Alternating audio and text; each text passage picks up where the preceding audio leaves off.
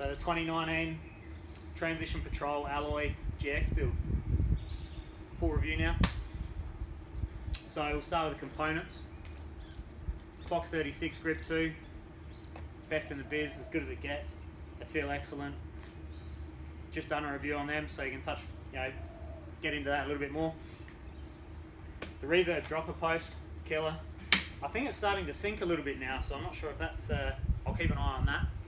That'll probably be a warranty issue, but works flawlessly otherwise. The lever on this reverb is killer. I like it. It's really soft under finger, and it's just like a gear change. It's good. So it's situated just there instead of the old button push, which is great. Code brakes, phenomenal. They're unreal. They only come out with 180 front and back, so I'm going to put a 200 on the front here. They're phenomenal. They pull up wicked. I haven't felt them overheat yet. I haven't felt them do anything weird or anything like that, so they're really good. The wheels that came on it, I changed them out straight away. A friend of mine got those wheels. I haven't really spoken to him much about them, but I know they'll be good. They're strong wheels, and it's great hub setup with the Stans hubs. Eagle drivetrain, Eagle GX has been flawless for me. I haven't dropped a chain. It doesn't come with a chain guide. I still haven't put one on. Haven't dropped a chain yet. It's almost silent. This bike is so quiet. It's excellent.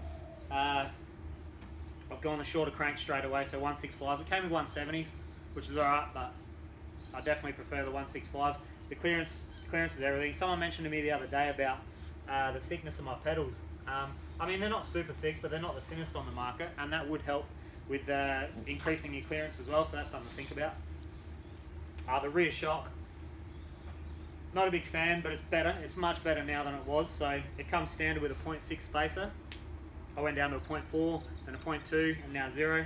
And you'll probably remember, if you've watched the videos, on my first couple of helmet cams I did down Death Track, really loose track, and it was dry at the time, there was just no grip. It just really does not grip at the back. So I spoke about the high roller, the DHR2 tyre not having a lot of grip. Now, I went down to the 0.4, it was a little bit less choppy, a little bit more grippy. Now that I'm at 0 spacer, I've got no spacer in there, the grip is night and day. It's so much better, so much more control at the back. I can still plow hard. All I've done is increase the air pressure. I've taken the spacer out, so there's no spacer at all, and just increase the air pressure. It feels phenomenal. It feels really, really good.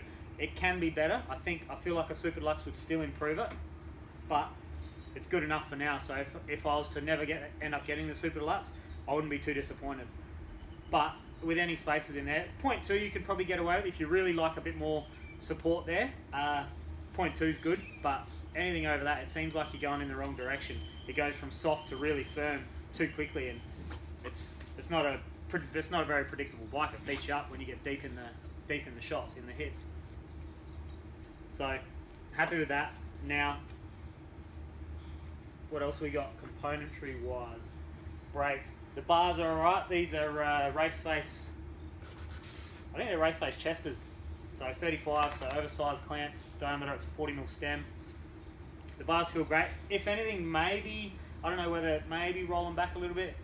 I have experimented a fair bit, and I feel like that's where they should be. That's where they need to be for this style of bar, in terms of roll back or forward.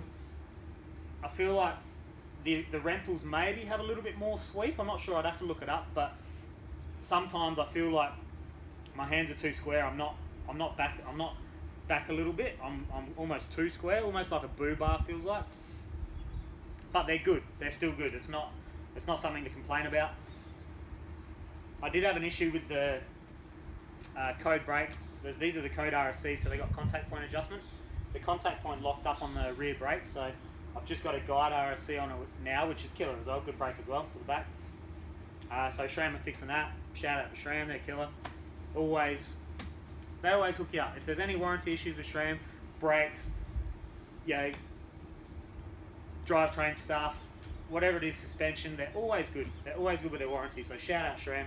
Reverbs, they're nothing but issues over the last few years. They always hook people up. Now the bike overall, the SBG with the long reach, the shorter fork offset, the shorter stem, the low setup. It's killer. Wicked in the steep stuff. This bike absolutely motors in the steep stuff. I've mentioned it before. There's more confidence. There's more confidence. It's a really roomy bike as well. So I'm 174 centimeters, and it feels like I could stay on this if I was 176 or even 178. If I was going, 180, I'd definitely look at the large. But this thing is an absolute weapon. It's perfect size for me. If I was a little bit shorter, it'd still be good. Wouldn't be too much of a handful. The tyres it came with, it was spec'd really well. So it had a DHF on the front, DHR2 on the back, killer setup. I tore that straight away, so I'm running double downs on the back now. I've got the cush core out. The cush core's out. I'll speak a bit more about that in another video. But yeah, plenty of room for a drink bottle. Alloy frame. The problem with these bikes, or not the problem, but the weakness with these bikes is their weight. So everybody gets deterred by weight. It's too heavy, it's going to be a slug to climb. Being that it's got the steep seat tube angle, it's an excellent climber. I never feel like I'm struggling on a climb. I never feel like I've got to change my position. It's wicked. The only thing I would like is a 170 dropper instead of a 150, because for the 150 to be at a good height for climbing, for me for pedaling, it's a little bit high when it's all the way down. So it kind of gets in my butt a little bit.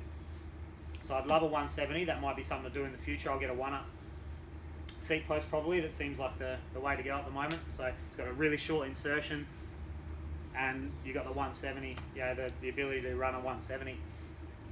Rough stuff. They say these bikes aren't supple. The way it comes factory, I totally agree. It feels like an absolute PLS out of the box. The forks feel good. Once I service the forks properly, the forks are phenomenal. But that shock, I don't understand why people are running the thick spacer in there. I've tried to get my head around it. I'm going to go back to putting a spacer in there, the standard spacer that they set it up with. I do understand that it is a fast bike with that spacer in it, but you can't hold on to it. You literally can't hold on to it. The back end is too violent. It stays on top of stuff, and then when you get into the deeper hits, it's just whack, whack, and it just points you off of stuff randomly. Like it's really hard to control. Maybe I'm a little weak. Maybe I'm not. I don't have that strength, but I don't know. I'm finding that it's a faster bike with no spacers. Maybe a 0.2 if you want to get real aggressive. Put a 0.2 in there, or if you're real heavy, 0.2 or a 0.4. But to me, a coil would be phenomenal on this bike. But no spacers, and when I get the Super Deluxe, I'll play around with spacers there as well. See what the go is. I'll put a one-up tool in here as well, which is killer. That is a super handy tool. I'm very impressed with it. So I'll do a review on that as well. But yeah, if your trails are steep, fast, gnarly, or you just like downhill, you just like descending, this bike is an absolute weapon. Someone asked me the other day, would I buy it again? And I kind of gave them an answer. I'll reiterate it now. If I was asked that question maybe 3 weeks ago, before I'd worked out the configuration with the rear shock, I definitely would have said, nah, I wouldn't buy it again. It's not quite what I want. I need something that's comes better spec'd or a better performer. But now I've got that sorted. It was the only weakness in the entire bike setup was that rear shock configuration. So I'll fix that. What I would like to do is maybe change the compression stack and the rebound stack in here, because at the moment I'm all the way off on compression, and I wouldn't mind going another click off just to see how that goes. It's just a little bit stout still. It's probably right, it's probably bang on, but it'd be nice to be able to go back further and then dial it in and see where it really wants to be. And the rebound, I'm all the way slow, so I've got that rebound completely closed off, and it's any one click, 2 clicks is too violent at the back. So I'd like to see that with a little bit of a different tune, but that's a minor thing that can be done at service centre, whatever. What would I change? I don't think I'd change a thing, honestly. Geometry's killer. The confidence I've got on gnarly trails like Death Track, Horsies, Sky DH, it just feels killer. It just feels really, really good. This seat's actually reasonably comfortable. I took it off and I put a couple of demo seats in, a Physic and a fabric seat. I tried a couple of different seats to see if I could find something that was a bit more comfortable, but this is it. So it's an Anvil forge, so it's a transition components, side branch or branch off. Good seat. I don't get too annoyed with it. I get a little bit of rub sometimes, but I don't wear a chamois. I don't play any of that stuff, so I just kind of suffer and deal with it. I don't really do long rides either, so I don't have the need for a chamois. Yeah, so would I buy it again? 100%. Even though it's heavy, as you see it now with the double down on the back, it's 15.8 kilos or 15.78 with the 15.8 with the tool in it. So you know, it's a porker, but she hauls. She absolutely hauls. Very happy with it. Very happy with the forks. Extremely impressed with the brakes. Wheels, like I said, I've got more or less the same wheels, the Stance Flows, and I've beaten these things to death, and they're still hanging in there. They're still hanging in there. So I've got the DT350 hubs. Not a big fan of the DT350 rear hub. It's just loud all the time. Doesn't matter how much I grease it.